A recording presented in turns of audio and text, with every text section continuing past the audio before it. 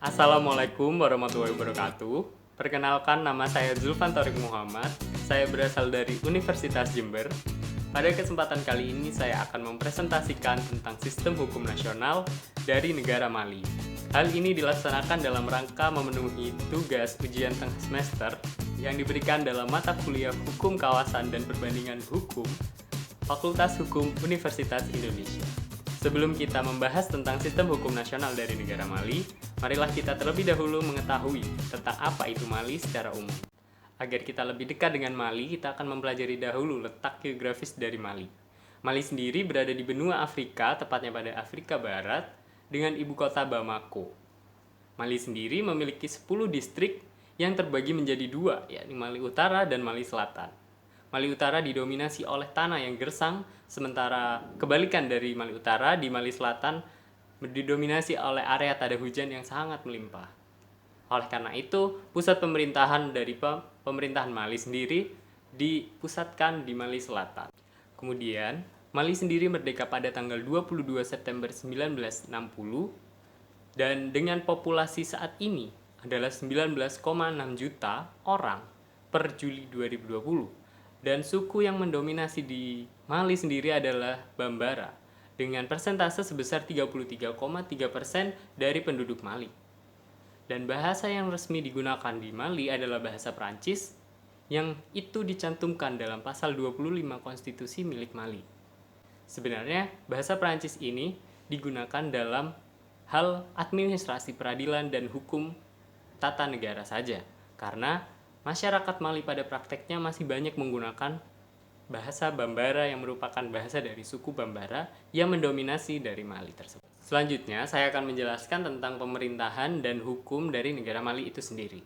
Untuk sistem pemerintahan di Mali, ia berbasiskan republik semi-presidensil dengan sistem hukumnya yakni hukum perdata yang berlandaskan hukum Prancis dan dipengaruhi oleh hukum adat.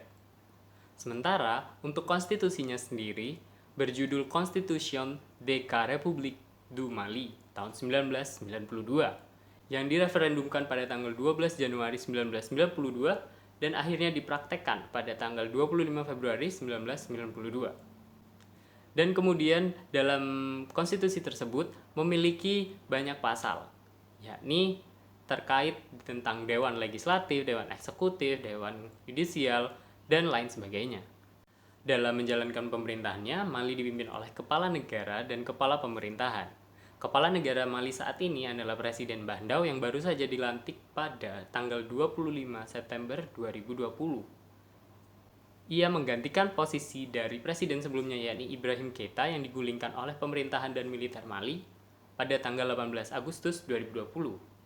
Untuk kepala pemerintahannya sendiri, saat ini dipimpin oleh Perdana Menteri Mokhtar Ouane yang menggantikan posisi Bobo Cisse pada tanggal yang sama seperti Presiden Bandau. Dan dalam menjalankan pemerintahannya saat ini, keduanya yakni Presiden Bandau dan Perdana Menteri Mokhtar Ousseyn itu hanya sebagai kepemerintahan transisi saja. Berikut adalah pasal-pasal dan isinya tentang Constitution de la République du Mali tahun 1992. Kemudian kita akan membahas badan legislatif yang ada di Mali. Jadi di Mali sendiri, badan legislatif disebut dengan Assemblée Nationale, yang berarti Badan Majelis Nasional.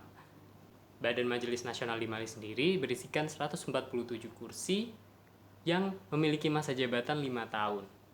Namun ada satu hal unik, yakni di mana 13 orang atau 13 kursi di Majelis Nasional tersebut disediakan untuk warga negara Mali yang tinggal di luar negeri. Untuk badan yudisial, di Mali sendiri ada Mahkamah Agung, Mahkamah Konstitusi, Pengadilan Banding, dan Pengadilan Khusus. Di Mahkamah Agung sendiri terdapat 19 hakim yang terbagi menjadi 3 bidang, yakni bidang yudisial, administrasi, dan akuntansi dengan masa jabatan 5 tahun. Sementara Mahkamah Konstitusi memiliki 9 hakim yang masing-masing dipilih oleh 3, yakni DPR, Presiden, serta Dewan Kehakiman, yang memiliki masa jabatan 7 tahun.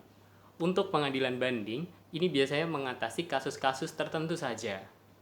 Dan juga dalam pengadilan khusus, ini ada pengadilan seperti pengadilan tenaga kerja, pengadilan administratif, pengadilan niaga, dan pengadilan hakim. Juga ada pengadilan khusus lainnya. Dewan di Mali ada dua, yakni Dewan Tinggi Komunitas dan Dewan Ekonomi Sosial Budaya.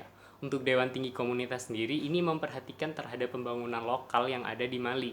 Sementara Dewan Ekonomi Sosial dan Budaya bertujuan untuk memberi hidup dan memberi harapan bagi masyarakat lokal untuk perkembangan ekonominya, sosialnya, maupun budayanya agar berkembang lebih baik ke depannya. Dalam memperbaiki terus-menerus sistem hukum yang ada di Mali, Mali selalu berupaya untuk memperbaiki hukumnya dan melakukan beberapa supremasi hukum seperti yang pertama adalah Prodej. Ini pada tahun 2000 hingga tahun 2009, di mana ini merupakan program 10 tahun yang dilaksanakan oleh Mali untuk mengembangkan sistem peradilan di Mali. Kemudian pada tahun 2014 hingga 2015, Mali melakukan program rencana operasional yang juga untuk mengembangkan peradilan tersebut. Dan dilanjutkan lagi oleh program The Urgence pada tahun 2015 hingga 2018 yang bertujuan untuk melihat sisi publik tentang bagaimana peradilan dan mewujudkan rekonsiliasi dan juga kedamaian serta keadilan.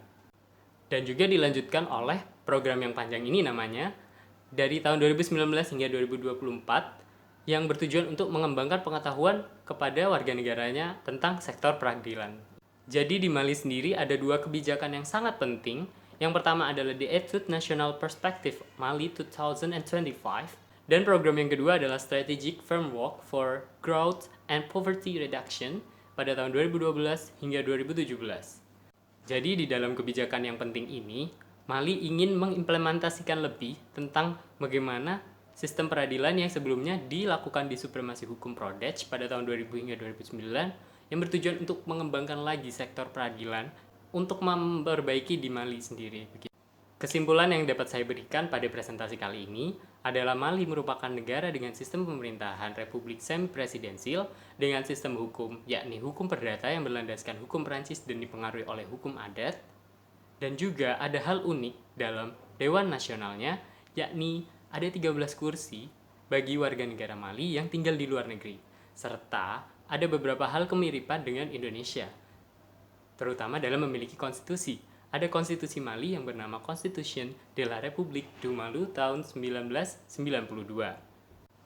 Dan juga dalam sistem hukum nasionalnya, Mali terus berbenah dan memperbaiki sistem hukumnya dan selalu mengadakan supremasi hukum dan ide-ide untuk mengembangkan bagaimana peradilan dan agar bisa diterima oleh masyarakatnya dan bisa berlaku lebih baik, dan lebih baik ke depannya. Sekian presentasi dari saya, mohon maaf apabila terdapat salah kata dalam pengucapannya. Wassalamualaikum warahmatullahi wabarakatuh. Merci.